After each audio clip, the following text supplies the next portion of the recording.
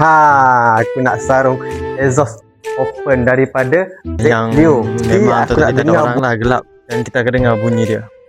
Jadi let's go. Okay, let's go. My YouTube channel Hakim. Apa-apa hackmu. Welcome back to my YouTube channel Hakim. Apa-apa hackmu. Alright guys, so hari ini kita nak buat satu projek di mana kita nak pasang exhaust open.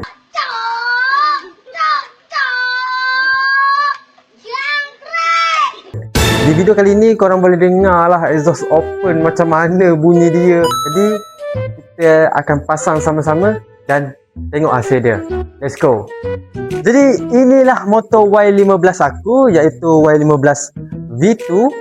Dan tak dia biasa-biasa je, tak ada lah lawa, tapi but okey. Jadi hari ni aku nak sarung aku nak sarung exhaust open daripada Red Leo. Jadi aku nak dengar bunyi dia, tengok padu tak padu ke tak ke. Tanpa buang masa, jom kita pasang. Let's go. Jadi kita nak pasang exhaust open daripada Red Leo, iaitu saiz 32-35 dekat spec ni. Jom kita pasang sama-sama. Let's go. Aku ni simpan barang semua dekat bawah seat, jadi senang. Apa-apa cari je barang dekat bawah seat ni. First kita kena ada screwdriver untuk buka kompartmen skru dekat depan, bawah, atas, tepi, belakang, kiri, atas. Yang tu bukan, yang tu jangan tiru. Buang masa, let's go.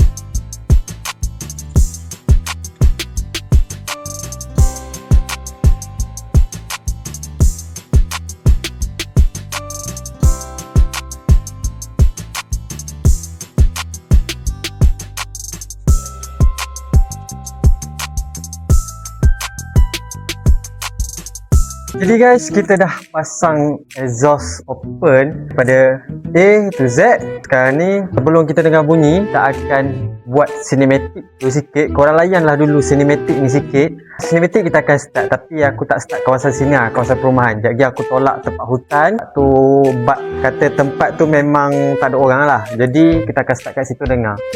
Layan dulu cinematic ni.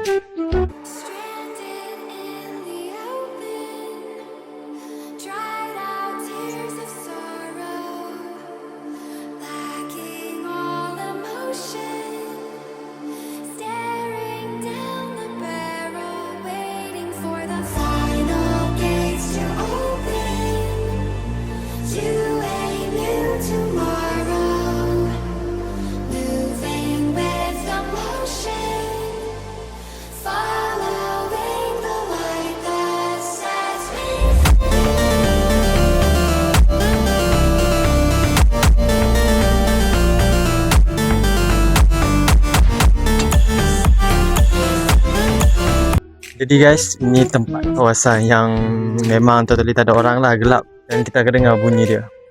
Jadi let's go. Okay, let's go.